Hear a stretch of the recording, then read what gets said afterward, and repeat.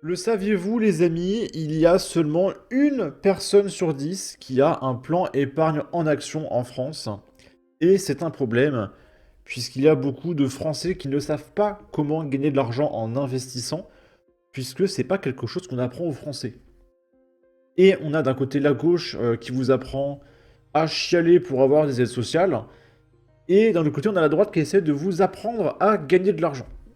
Voilà. Après, chacun son camp, hein, les copains.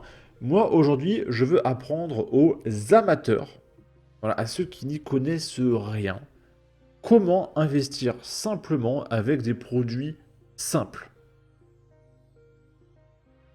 On va juste commencer avec un tweet d'un mec qui s'appelle SimpleTF, qui m'a beaucoup fait rire, et qui nous montre le portefeuille d'un mec qui est absolument catastrophique.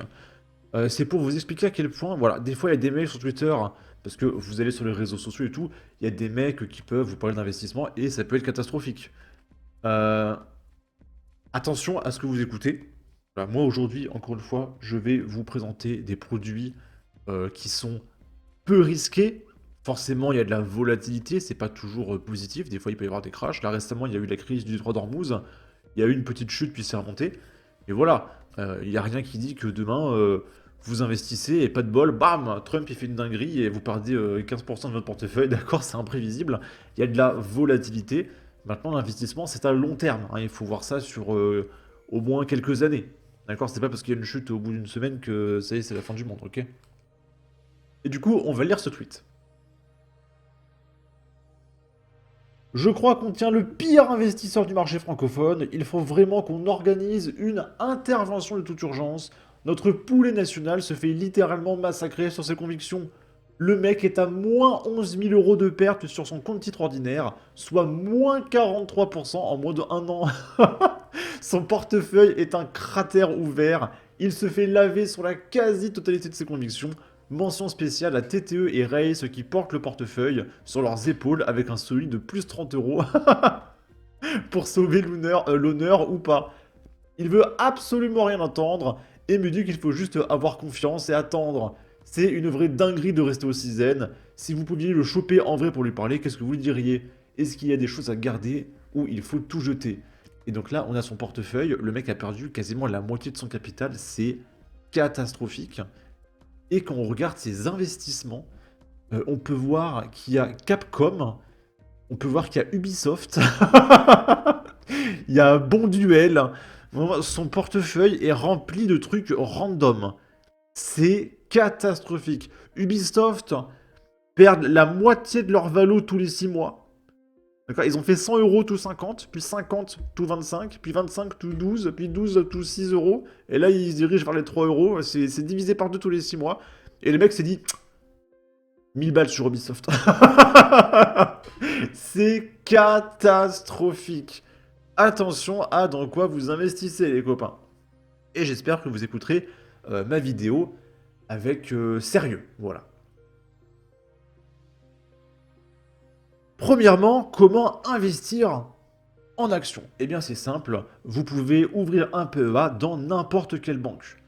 Il y en a qui vous diront ouais, alors il faut aller sur Trade Republic, sur il y a quoi sur Revolut, sur Boursorama, etc. Moi, je m'adresse aux gens très simples, voilà, qui veulent pas faire 36 000 démarches.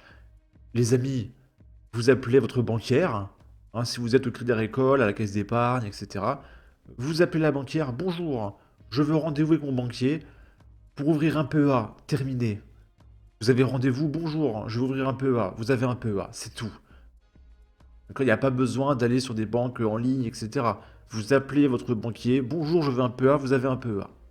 Tout simplement. C'est les mêmes démarches que si vous voulez ouvrir, je sais pas, un PEL. D'accord? Vous appelez votre banquier, je veux un PEA terminé. Et votre banquier vous fera un discours normal, comme quoi, attention, monsieur, madame, le PEA, c'est pas un rendement assuré, il y a de la volatilité, vous pouvez perdre de l'argent comme en gagner, ils vont vous dire que c'est le casino, etc.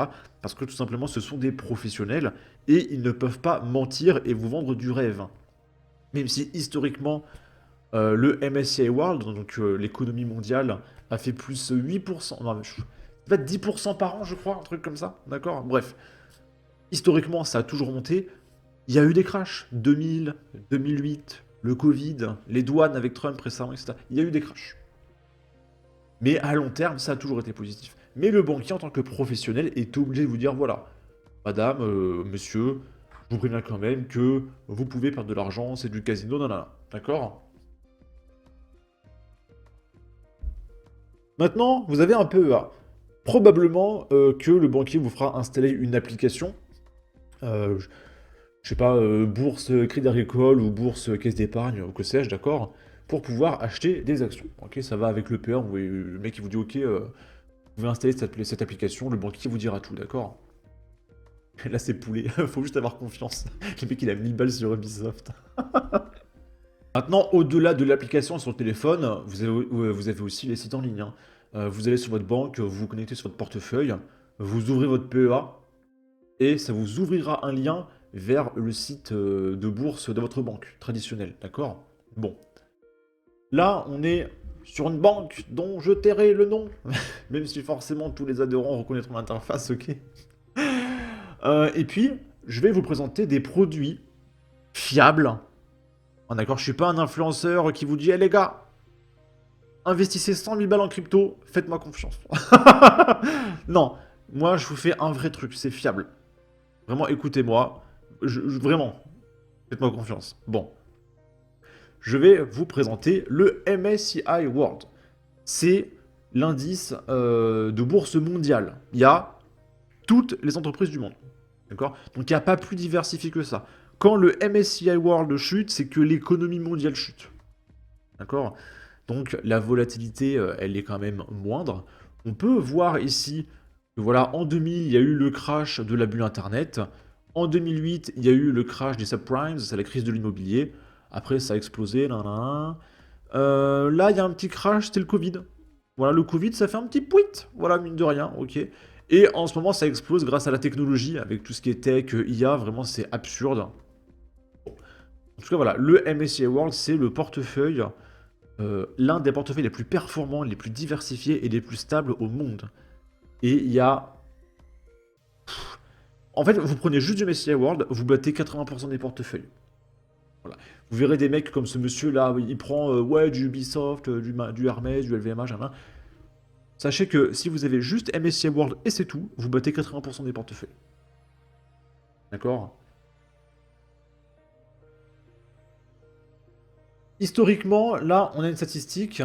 Le taux de croissance annuel composé est de 8,41% par an. Le livret A, c'est 1,5. D'accord? Mais bientôt, il va passer à 1,8 en août, normalement. Et voilà, le MSCI World, c'est 8,4%. Quand même beaucoup plus rentable. Et en plus, il y a un petit peu l'extase de voir son pognon en bourse fluctuer. Bon, forcément, quand ça baisse, ça fait un petit peu plus mal, mais voilà. Alors, comment prendre du MSCI World? Alors déjà, avant de vous dire ça, il y a beaucoup de choses à dire, je pars un petit peu dans tous les sens. Il y a des petits frais. Alors déjà, pour l'ouverture d'un PEA, vous payez, grosso merdo, sur une banque traditionnelle, 30 balles par an et 3 euros par ligne de plus. Par exemple, si vous achetez une action World, c'est une ligne, la ligne MSCI World, et ça sera 3 euros de plus, donc vous payerez 33 euros par an. Si vous prenez en plus, voilà, par exemple ce mec-là, il a du Bonduel, Ferrari, Ubisoft, nanana. Là il a au moins 10 lignes, 30 balles, plus c'est 30 balles, c'est 60 balles. Alors évidemment, il y a des des banques en ligne, c'est moins cher les frais. Moi, je m'adresse encore une fois aux amateurs qui veulent pas se prendre la tête, banques traditionnelles, etc. Ok. Donc il y a voilà, quelques dizaines d'euros de frais par an, ok, il faut en avoir conscience. Quand vous achetez une action, il y aura quelques frais de l'ordre de 1%. Ok. Et le PEA, il est bloqué pendant 5 ans, c'est-à-dire que si vous retirez de l'argent, tout le PEA sera fermé. Donc il faut attendre au moins 5 ans. Et dans 5 ans, vous pourrez retirer votre argent sans que le PEA ne ferme. D'accord? Et vous payerez 17%. Alors c'est passé à 18 récemment, grâce à notre leader suprême Emmanuel Macron. 18% de taxes sur les plus-values. Donc si vous avez mis 10 000, vous passez à 11 000, vous avez gagné 1000 euros. Et bien sur ces 1000 euros de plus-value, vous payerez 18% de taxes. Et il vous restera 8002. 10 000, attends. Vous payez 10 820, voilà. Si je ne me trompe pas, voilà, 10 820 sur les 11 000, quand on retire les taxes. Donc il faut avoir conscience des taxes. Voilà. Donc là, on est sur le site d'une certaine banque, d'accord, et comment acheter du MSCI World. Donc là, je vous présente le Amundi PEA Monde MSCI World UCITS ETF. Alors, qu'est-ce que ça veut dire que tout ça? Amundi, c'est le courtier, c'est le nom de l'entreprise, ça s'appelle Amundi, c'est au Luxembourg. Et Amundi vous propose ce portefeuille, un ETF. Donc un ETF, pardon, c'est un portefeuille diversifié où on investit dans plein de trucs en même temps. En l'occurrence là, le monde directement. Et c'est un portefeuille accumulatif. C'est pas écrit. En tout cas, c'est l'accumulatif. Là, affectation des résultats, capitalisation. Alors, qu'est-ce que ça veut dire accumulatif? Ça veut dire que chaque année, vous avez des dividendes, un petit peu à l'instar, même si ça fonctionne pas pareil, des intérêts qui tombent avec les livrets, ok? Et là, au lieu de toucher les dividendes, eh bien, les dividendes sont directement réinvestis pour que l'année d'après, bah, ça refasse encore des pépettes, d'accord? Et du coup, bah, le portefeuille croît beaucoup, vu que bah, chaque année, vous rajoutez les dividendes. Donc, vous touchez rien. Par contre, votre portefeuille il gonfle, hein. Voilà, c'est ça le projet, ok? Et du coup, cet ETF est très récent, voilà, parce que jusqu'à aujourd'hui, il n'y avait pas de MSCI World accessible en PEA, parce que le PEA est limité à l'Europe, d'accord? Et bah, le monde, c'est pas l'Europe. Et du coup, ce portefeuille a été créé en 2025, donc il n'a que 1 an d'existence. On peut voir que depuis sa création en mars 2025, le portefeuille a déjà plus 28% de plus-value. Ah, le PEA, c'est 1%, les copains, je rappelle. Et du coup, comment ça se fait que Amundi propose un ETF World sur un PEA, alors que le PEA, c'est fait pour la bourse européenne? Parce que oui, vous avez deux moyens d'investir. Il y a le PEA, qui est le plus avantageux fiscalement, et il y a le CTO, le compte titre ordinaire. D'ailleurs, notre champion poulet, lui, il a un CTO. C'est le truc le plus taxé, hein. Eh bien, le PEA permet d'investir uniquement en Europe. Et du coup, le gouvernement, à l'aide du PEA, nous incite à investir en Europe pour ne pas payer de taxes. On se dit, regardez, c'est pas taxé, investissez en Europe. Voilà. Et du coup, on investit en Europe. Mais le CTO, si vous ouvrez un CTO, ça vous permet d'investir dans le monde entier. Par exemple, vous ne pouvez pas acheter d'actions Coca-Cola ou Nvidia ou Google ou Tesla avec un PEA parce que ce sont des actions américaines, mais avec le CTO, vous pourrez le faire. Mais par contre, sur CTO, vous payez 31,4, je crois, d'impôts. C'est beaucoup plus taxé. Et en plus, vu que c'est américain, je crois que les États-Unis rajoutent une taxe dessus et vous payez 40% en réalité. Mais on peut aussi faire une démarche auprès de sa banque pour se faire rembourser en crédit d'impôt la taxe américaine. Enfin, c'est un gros bordel. Nous, on va rester sur PEA Europe. Et du coup, comment ça se fait qu'Amundi nous propose des ETF américains grâce au PEA qui est censé marcher uniquement en Europe? Eh bien, c'est parce que Amundi, ce qu'ils font, c'est qu'ils copient la bourse mondiale, donc le MSCI World, avec de l'argent en euros. Ok. C'est pour ça que ça s'appelle une réplication synthétique, c'est une copie. Et du coup, Amundi fait un portefeuille qui copie l'indice mondial. Quand l'indice mondial baisse, ce portefeuille va baisser, voilà, il va le copier, mais c'est de l'argent en euros, d'accord, c'est une copie. Et du coup, bah, techniquement, ce portefeuille, qui est une copie, c'est de l'euro. Donc en fait, c'est un moyen détourné d'utiliser le PEA pour investir dans la bourse mondiale. Il y a aussi des ETF synthétiques américains pour investir, par exemple, dans le SP500. C'est la bourse américaine, c'est 100% américain, hein. Mais c'est une copie, du coup c'est européen, donc ça passe. Voilà, c'est des petites techniques d'entreprise pour gruger un petit peu, ok. Et voilà, déjà en 1 an, 30%, ok. Donc en 1 an, on n'a pas encore vu les effets de la capitalisation. Parce que je rappelle que chaque année, les dividendes sont investis, etc. On va en reparler juste après, mais là, on a par exemple un ETF Eurostox, donc ça, c'est le marché européen, et lui, il existe depuis déjà quasiment 10 ans, voire même plus. C'est juste que Boursorama est limité à 10 ans dans le graphique, mais je crois que ça existe depuis une vingtaine d'années, hein, déjà. Et là, on peut voir que ce portefeuille européen, dont on reparlera après, lui, il a fait 130% en 10 ans. En 10 ans, votre portefeuille a fait x 2,3 du coup. En moyenne, ça fait 12% par an. d'accord? Parce que les pourcentages, ça se multiplie, hein. Donc 12% par an, avec cet ETF en capitalisation. C'est beaucoup mieux que le livret A, hein, d'accord? Ok. Alors, comment acheter ces ETF et les avoir sur son compte bancaire? Là, sur Boursorama, donc, je vous mettrai tous les liens en description. Donc là, on a Amundi, PE Amonde, MSCI World, ok? Vous avez un code qui est là. FR001400U5Q4. Vous le copiez, vous aurez le lien en description de toute façon. Et dans votre application de banque, ou sur le site là, hop, vous mettez le code, et là on retrouve Amundi, PEA, MSCI World, UCITS, ETF, Euronext Paris. Boum. Et là, on a le portefeuille, on a son historique sur 1 an, 5 ans et au maximum. Cet ETF, il a été créé en mars 2025, donc on n'a que 1 an d'historique, ok? Encore une fois, ça fait 30% hein, en 1 an. Là, on voit sur 1 an, 23,9%. On n'a pas depuis sa création. Non, il n'y a que 1 an. Ok. Du coup, depuis mars, ça fait 1 an et 3 mois en réalité, hein, d'accord? Là, ce petit crash, c'était les douanes de Trump. Il y a eu un petit crash. Ok. Puis ça remontait, vous avez vu, au bout de 2 mois. D'accord? Donc quand il y a un crash, il faut se calmer. C'est sûr que là, regardez votre portefeuille, il a fait moins 30%, ok, en 24 heures. Donc là, c'est la panique. Ça fait très peur. Mais il faut se calmer, se dire, ok, ça va passer. Et regardez, hop, c'est remonté en 2 mois. Et forcément, pendant 2 mois, tu vois ton portefeuille à moins 30%, tu fais, ah! Puis en fait, 3 mois après, t'en plus-value. Ok. C'est ça, l'inconvénient de la bourse, c'est qu'il faut savoir tanker les crashs. Hein, les crashs, c'est temporaire, les amis. Ok. Et donc là, on est sur la page de l'ETF et vous appuyez sur le bouton acheter. Donc là, il va y avoir des informations personnelles qui vont s'afficher. On va voir la première page, 1 sur 4, acheter une valeur. Donc là, on a Amundi, PEA, MSCI World, 6 euros. C'est le prix d'un kebab, d'accord?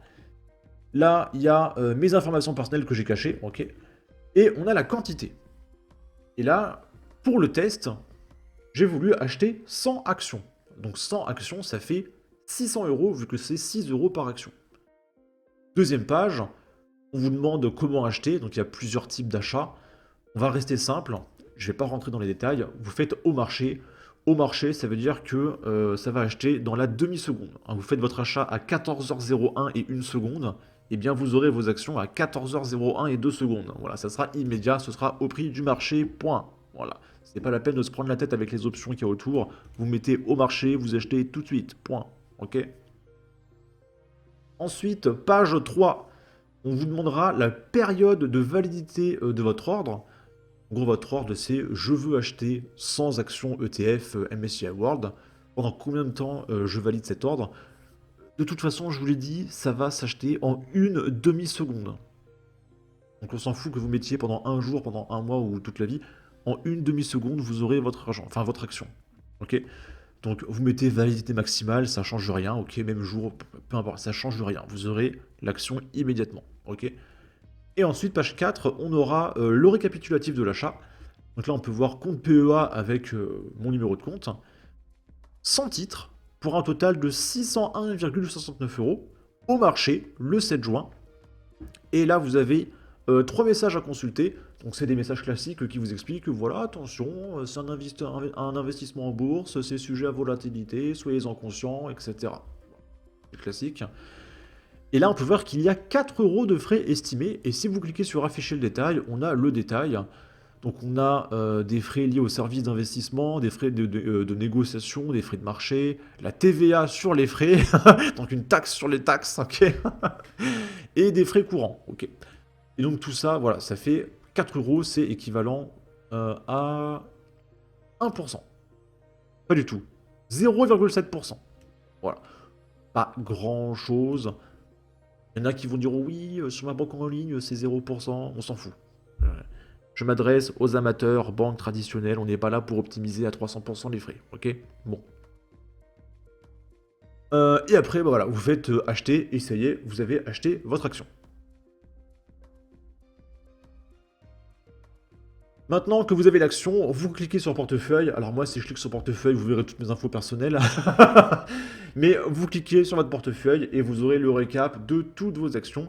Et si la semaine prochaine, vous voulez re-acheter des actions, eh bien, là, supposons, là, j'en ai acheté 100, vous verrez Amundi, PEA, ETF, MSCI World, 100 pour 600 balles.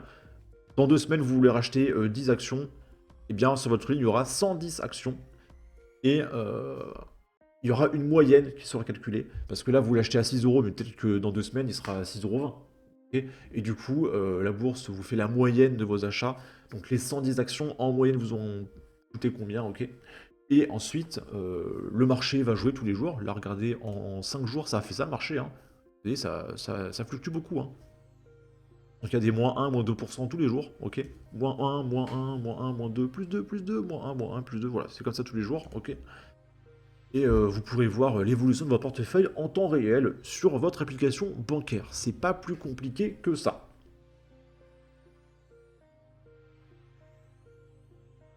Le jour où vous voulez vendre dans, je sais pas, 5 ans, je vous ai dit, il faut attendre 5 ans. Bah, pareil, vous allez sur la page, mais au lieu de faire acheter, c'est vendre. Et c'est pareil, vous mettez combien d'actions vous voulez vendre, vous mettez au marché pour les vendre tout de suite, il y aura le récap et il y aura des frais. Pareil, de l'ordre de 0,7%. Ok. Il faut aussi comprendre que vous avez deux portefeuilles PEA. Il y a un compte courant PEA, pour rester simple, et vos actions. Et en fait, vous faites des virements sur votre portefeuille, sur votre compte courant PEA, et c'est cet argent que vous allez investir. Et quand vous vendez des actions, ça ne va pas arriver sur votre compte courant à vous, mais sur le compte courant du PEA. Et du coup, ça fait que quand vous vendez une action, vu que ça ne va pas sur votre compte courant, eh bien, vous ne payez pas de taxes, parce que vous n'avez pas vraiment récupéré l'argent. D'accord? Et du coup, vous pouvez vendre des actions pour acheter autre part, etc. Et tout ça reste dans le PEA, tant que vous ne retirez pas sur le compte courant. Ok? Mais je rappelle que le principe, c'est pas d'acheter et de vendre tous les 4 matins, surtout que vous payez des frais de l'ordre de 0,5 à 1%. C'est juste vous achetez voilà, votre MSCI World et c'est tout. Et puis après, vous attendez, voilà, toute votre vie. L'idéal, c'est d'acheter tous les mois, d'investir tous les mois. Et au lieu de mettre ça sur un livret A, vous mettez ça sur un MSCI World. Et à la fin de votre vie, vous aurez beaucoup de pognon. Ensuite, quand retirer l'argent? Voilà, c'est une question que beaucoup de monde se pose. Quand retirer l'argent? Alors, quand vous investissez en bourse, l'idée, c'est de préparer votre retraite. D'accord? Et quand on a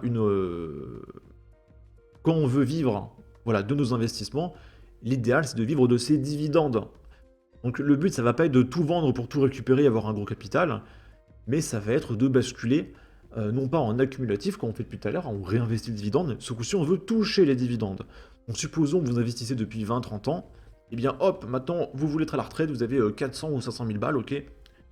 Bah, si vous avez 2% de dividendes sur 500 000 balles de capital, bah, mine de rien, ça fait 10 000 euros par an, hein, si vous retirez une fois par an. Bah, 10 000 euros par an, ça fait 900 balles par mois. Bon, en vrai, il y a les frais de 18%, on va dire 700-800 balles par mois, plus la misérable retraite par répartition, bah, ça passe. Voilà, donc vous avez un gros capital pour des imprévus, en plus des revenus des dividendes, ok? Et donc là, au lieu d'acheter ça, donc ça vous le vendez lors de votre retraite, ok? On veut plus de l'accumulatif, on veut du distributif, ça s'appelle. Ok, alors après quelques petites recherches, j'ai trouvé, normalement, celui-là est éligible PEA. Donc c'est Amundi MSCI World Swap UCITS ETF Euro DIST. Et là on voit distribution et pas capitalisation. Et on voit qu'il fait 11% par an. Donc en plus des dividendes, votre capital continue à croître, hein, d'accord? Là on a les performances, on va regarder... Ah c'est que un an, ah, il est récent lui aussi. 2024 celui-là. Et on peut voir du coup que depuis 2 ans, il est déjà à 40% de plus-value. D'accord? Sachant que là, vous touchez les dividendes, hein. Ok? Donc même si ça croît moins que le capitalisation, ça croît quand même pas mal, en plus des dividendes. D'accord? Donc chaque année qui passe, vous êtes censé avoir de plus en plus de dividendes, parce que vu que le capital grossit, bah, les dividendes seront plus gros, ok? Et donc voilà, vous arrivez à la retraite, vous passez en distrib et vous touchez les dividendes chaque année, et ça vous fait votre petite retraite que vous construisez vous-même, ok? Maintenant, peut-être qu'il y en a qui ne veulent pas avoir juste une ligne, avoir du MSCI World qui est très pondéré sur les États-Unis. Quand on regarde le détail, bah, l'économie mondiale, c'est les États-Unis. Hein, 73% États-Unis, le Japon 5%, au Royaume-Uni 3%, Canada 3%, France 2,3%, etc., etc. Et du coup, ça veut dire que concrètement, quand vous prenez du MSCI World, vous prenez de l'américain. Donc s'il y a un problème avec les États-Unis, le MSCI World va prendre très cher. Et peut-être que vous voulez équilibrer ça avec un peu plus d'Européens, d'accord? Sachant que si les États-Unis s'effondrent un jour, et que les Chinois dominent, hein, et que le dollar disparaît, bah, de toute façon, le MSCI World va s'équilibrer. Hein. C'est-à-dire que les États-Unis feront moins 50%, mais les Chinois feront plus de 1000%, puis se retrouveront à la tête du MSCI World, ça reviendra au même, hein, d'accord?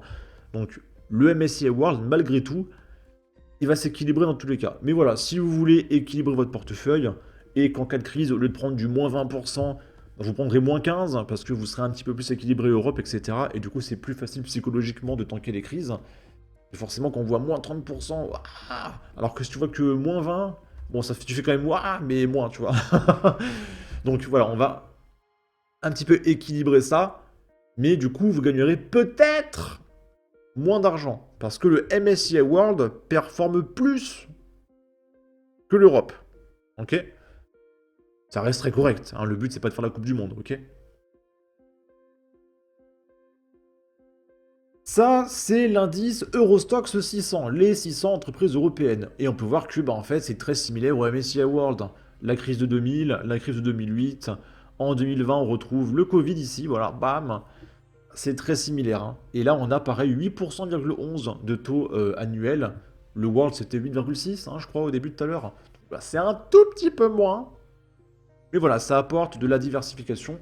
Il faut savoir que l'Europe, dans un MSCI World, représente en gros 20%, grosso merdo. On a 20% Europe, 72% États-Unis. Donc, pour faire un bon équilibre, disons 60% États-Unis, 40% Europe, parce que le pognon est aux États-Unis quand même, les copains. Donc, si on veut 60% États-Unis, 40% Europe, eh bien, on demande à Grok, équilibre-moi ETF World et ETF Eurostoxx en 60% US, 40% Europe, sachant qu'il y a 20% oula, d'Europe dans le MSCI World. Et n'hésitez pas à demander conseil à l'IA si vous voulez équilibrer votre portefeuille en prenant conscience que l'IA peut faire des erreurs, voilà. Mais ce genre de questions très basiques, c'est très cool. Et donc là, on serait sur du, voilà, on va dire 80% MSCI World et 20% Europe. Et on arriverait à du 60% US, 40% Europe. Là, pour un petit peu de diversification, les copains. Et du coup, pour acheter de l'Europe, on va regarder du côté de BNP Paribas. Easy Stocks Europe 600 ETF. C'est aussi un synthétique. Alors que pour le coup, là, c'est vraiment européen, donc c'est un petit peu bizarre que ce soit synthétique. Il y a sûrement une explication. Encore une fois, c'est du capitalisation, ok. Et on l'a vu tout à l'heure, ça a fait 130% en 10 ans. C'est beaucoup. Et donc là, pareil, on a le petit code. Vous aurez le lien en description. Tac. On le met là. Hop. Euronext Paris. Et du coup, l'action là, elle est à 20 euros. Ok. Parce que l'action existe depuis longtemps. Pareil, regardez, en fait, Amundi tout à l'heure, je vous ai dit, c'est une action récente. Donc elle n'est pas chère, elle est neuve. Elle est à 5 euros. Alors que BNP Paribas, ça existe depuis, regardez, 2008. Et en 2008, bah, c'était à 3 euros. Sauf que depuis, bah, ça a fait plus 500%, et maintenant c'est à 20 euros. Et puis bah pareil, là, le MSCI World, l'ETF que je vous ai montré tout à l'heure, bah, dans 10 ans, il sera à 30 euros. Parce qu'il aura pris la valeur, ok. Et voilà, pareil, vous achetez, tac, tac, tac, et vous équilibrez en 80-20. Voilà, pour être 60% États-Unis et 40% Europe. Okay. Jusqu'à maintenant, je vous ai proposé deux idées de portefeuille. C'est le juste 100% MSCI World. Voilà, pour un, vous prenez que ça toute votre vie. Le 2, c'est 80% MSCI World et 20% Europe pour un équilibre US-Europe, pour être un petit peu diversifié. Mais il y a une dernière possibilité qui vont s'accompagner éventuellement d'une baisse à long terme, peut-être, hein, de rentabilité, puisque bah, forcément, si on se diversifie, c'est qu'il y a un marché qui va s'effondrer, un autre qui va monter, etc. Donc, ça veut dire que vous ne prendrez pas des gros moins 20, moins 30% en cas de crise, juste des moins 10, moins 15, mais également que en cas de forte hausse, il n'y aura pas, par exemple, si vous êtes 100% tech, full IA, etc., bah, ceux qui sont que là-dedans, ils auront un gros plus 100%, alors que vous qui êtes diversifié, vous aurez juste votre partie tech qui représente 20% de votre portefeuille qui montera, et au final, vous prendrez que 5 à 6%, ok? Mais la stabilisation, la stabilité plutôt, on dit, la stabilité s'accompagne d'une volatilité moindre, et il y en a psychologiquement qui aiment pas trop se prendre des gros moins 20, moins 30 et ils préfèrent quelque chose de plus stable, diversifié, tranquille. Et en plus, bah, c'est un petit peu rigolo de voir son portefeuille diversifié. On voit toutes ces lignes, tiens, ça a monté, ça a descendu, etc. C'est un petit peu plus palpitant, on va dire, que d'avoir juste du MSCI World, t'as une ligne, et en fait tu te fais chier, tu vois. Alors que tu vois, quand t'es diversifié, tu fais waouh, putain, l'industrie a explosé, incroyable. Bon, la tech ça ralentit un petit peu. Waouh, la santé ça a explosé. Tu sais, il y a un petit peu plus il y a un peu plus d'adrénaline. Voilà, quand tu es diversifié, que tu as plein de lignes. Voilà. Mais en tout cas, voilà, pour les intéressés, je vous propose un troisième niveau de diversification. Donc là, j'ai refait un magnifique montage Paint. Donc en gros, il faut savoir que le MSCI World, voilà, il est axé États-Unis et les États-Unis, c'est la technologie. Donc le World, il est axé tech. Le marché européen, il est axé finance. Donc si vous avez que du World, vous êtes majoritairement tech. Si vous avez du World et de l'Europe, vous êtes majoritairement tech et finance. Et du coup, nous, on va équilibrer un petit peu ça. Voilà. Et du coup, voilà la diversification que je vous propose. Alors attention, là, il y a 8% d'air liquide. Ça, c'est moi, personnellement. Voilà, j'ai du air liquide. Si je devrais vous rééquilibrer tout ça, les 8%, je les mettrais en Europe. Donc 70% World, 18% Europe, 8% Utilities et 4% Healthcare. On voit que 8%, 4%, c'est pas beaucoup, ok? Alors qu'est-ce que ça veut dire tout ça? Utilities, c'est un ETF qui vous fait investir dans toutes les entreprises liées à l'énergie, le gaz, l'eau, l'électricité, etc., le pétrole. Et les énergies, c'est pas trop présent dans Europe et États-Unis, et du coup, ça apporte une ligne énergétique à votre portefeuille. Et un petit 4% healthcare, parce que la santé est quand même un peu présente dans le MSCI World, parce qu'il y a tout ce qui est AstraZeneca, etc. Pfizer, ils sont fait du pognon, ok, donc ça pèse un petit peu maintenant dans l'économie, mais c'est un petit peu en dessous en termes de diversification que tout le reste, tech, etc. Donc on va venir booster ça avec un petit 4% santé. Et du coup, on va se retrouver avec cet équilibrage. Alors attention à industrie, là c'est boosté parce que moi personnellement j'ai 8% en air liquide. Je vais vous montrer air liquide après, enfin juste après hein, si vous voulez. Donc on va ignorer la ligne industrie. Si on retire 8% d'air liquide, on est à 12%. On est à 12% industrie, 19% tech, 14% santé, 14% finance et 11% utilities. Et donc là, on est équilibré dans tous les secteurs, en plus d'avoir la diversification États-Unis et Europe. Et après, bah, c'est à vous, de votre côté, d'équilibrer votre portefeuille en faisant des petits calculs de pourcentage et d'ajuster tous les mois, voilà, pour qu'il y ait cette répartition 70, 18, 8, 4, en moyenne, grosso merdo, hein, pour avoir ce niveau de répartition. Et du coup, bah, comment investir dans Utilities et Healthcare? On va aller voir ça. Donc là, c'est Amundi Stocks Europe 600 Healthcare UCITS, un ETF hack. Donc c'est un ETF capitalisant. Ok, donc on va réinvestir le dividende. On peut voir que cette année, voilà, ça a fait moins 5%. Il y a des années, ça peut baisser. D'accord? Et là, on regarde l'historique. On peut voir que ça monte. Hein. Regardez, depuis 2017, on est à 80% en 10 ans. Non, là, on est sur du 6-7% par an. Donc c'est certes plus bas que le reste. Voilà, on est là pour apporter un petit peu de diversité à votre portefeuille. Hein, voilà. Et voilà, c'est vrai que cette année, voilà, c'est pas ouf. On voit que ça stable, c'est un peu pas folichon. Voilà, depuis 2024, ça monte pas trop. Alors qu'entre 2019 et 2022, ça a grimpé. Comme ça, voilà. Il y a des périodes, voilà. Et on peut voir dans ce portefeuille qu'il y a du Sanofi, ça c'est français, il y a du Novo Nordisk, il y a du AstraZeneca. Voilà, c'est tout ce qui est secteur santé, santé, santé, santé, santé. Voilà, c'est que de la santé, ok? Et vous avez le code ici, et il y aura le lien en description, c'est LU1834, etc., etc. Donc LU pour Luxembourg, parce que Amundi, c'est Luxembourg. Et j'ai même envie de vous dire, bah, vu qu'on est à moins 5% depuis le début de l'année, ça veut dire que là, on patauge, bah, justement, c'est là qu'il faut investir, parce qu'il va y avoir le rebond. Et c'est idéal d'investir quand on est au plus bas, quand c'est pas cher, plutôt que d'investir quand c'est tout en haut. Quand la plus-value maximale est que tu investis, est-ce que ça va encore plus monter? On sait pas trop, tu vois. Après, là aussi, ça pourrait descendre encore plus. Mais voilà, c'est quand même plus rassurant d'investir quand c'est en chute plutôt que quand c'est en hausse. Il y en a qui vous diront il y en a qui vous diront l'inverse. Mais bon.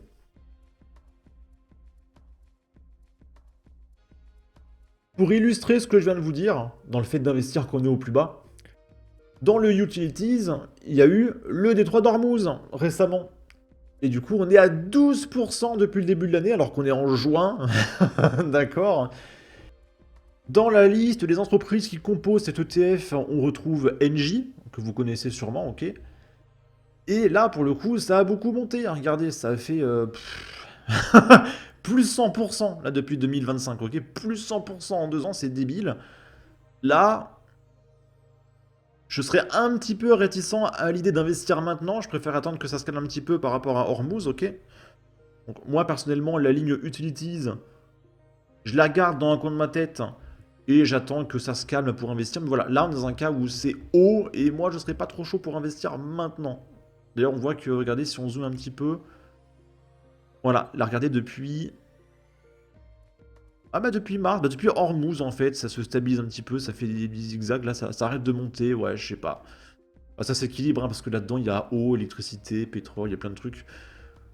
Ouais, je sais pas, ouais, peut-être que c'est pas trop mal d'investir maintenant, j'en sais rien, voilà. Il y en a qui préfèrent investir quand c'est en hausse, parce que du coup ça veut dire que l'économie elle est dynamique, faut y aller. Il y en a qui préfèrent investir quand on est dans un creux, que ça chute, et justement il va y avoir le rebond, faut y aller et tout. Bon, bref. En tout cas voilà, Utilities, n'hésitez pas à y aller. Hop, le code ici. Regardez si on fait ça. Hop. Tac. Euronext Paris. Hop, max. Voilà, on reconnaît l'ETF. Voilà, ça a explosé là en 2024-2025. On est sur 100 € l'action quand même, mine de rien. Ça existe depuis 2008. C'était à 30 € au début. Voilà, en tout cas, voilà, je vous ai présenté un petit peu tout ce qu'il y avait. Et le conseil final que je pourrais vous donner, c'est de vous concentrer sur les ETF. C'est toujours diversifié, et la diversité, c'est toujours mieux. Je vous montre quand même Air Liquide, ça c'est ma conviction personnelle. Là, on est sur une entreprise unique, hein, c'est pas diversifié, mais regardez, Air Liquide, c'est une entreprise qui est incroyablement stable. Air Liquide, depuis 1990, c'était à 8 €. Aujourd'hui, on est à quasiment 200 €. Ça a fait... voir, ça fait fois 25. Ouais, c'est ça, x25. Donc ça a fait 2500%. Voilà, en l'espace de 30 ans. 2500% en 30 ans, c'est beaucoup. Donc c'est le placement préféré des Français. Air Liquide, voilà, c'est l'entreprise préférée des Français, sachez-le. Numéro 2 mondial dans les gaz industriels. Donc Air Liquide vend des gaz et produit des gaz qui servent notamment dans le domaine de la santé, hein, l'oxygène, etc. Puis je suis pas expert Air Liquide, mais je suppose qu'ils vendent de l'azote, des conneries comme ça, ok. Et des gaz qui servent à la... pour les industries, dans le cadre de construction de métaux, etc. Bref, voilà. Et Air Liquide, c'est très très stable. Même si on voit que, regardez, ça stabilise, c'est pas trop fou là depuis 2-3 ans, ok. Ça a toujours été croissant, et là, voilà, c'est un petit peu de mal. Mais ça reste quand même très cool. Sachant que là, ce graphique ne prend pas en compte les dividendes. Je rappelle que quand on vous verse des dividendes, le cours de l'action diminue. Parce qu'on vous verse par exemple 2% de dividendes, du coup le cours de l'action diminue de 2%. Donc ça c'est sans les dividendes. Hein, ça a fait 2500% sans les dividendes. Vous avez en plus les dividendes, ok. Voilà, donc je vous remets mon portefeuille personnel. Moi, sachant que l'exposition 8% air liquide, c'est beaucoup. Mais moi, j'ai mis voilà, 8% air liquide, 4% healthcare, 8% utilities, 10% Europe, 70% world. Et du coup, ça me fait 20% industrie, 19% tech, 14% santé, 14% finance et 11% énergie. C'est très diversifié. Voilà. Peut-être que je passe à côté de la tech. Mais en même temps, si la tech s'effondre, ah, moi je m'en sortirai. Voilà, parce qu'il y en a qui vont dire, ouais, moi je all-in Nvidia, je fais 200% par an. Et peut-être que Nvidia va se casser la gueule, on ne sait pas. Voilà, moi je suis plus pour la sécurité. Et pour mes abonnés, bah moi je vais pas vous recommander des trucs de fou. Moi je vous recommande la stabilité, la diversité, la fiabilité. N'hésitez pas à discuter entre vous en commentaire si vous avez des conseils à vous donner entre vous. En tout cas, moi je pense que ce que je vous propose aujourd'hui, c'est vraiment très bien. Donc là, je vous rappelle soit du uniquement World, soit 80% World, 20% Europe, soit cette répartition-là, en prenant en compte que mes 8% liquides, vous les balancez dans du Europe, pour avoir 18% Europe, ou alors vous prenez la même chose que moi, 8% air liquide. Et ça, je rappelle que c'est mon biais personnel. Il y en a qui vous diront que 8% de votre portefeuille dans une seule entreprise, ça peut être un petit peu dangereux.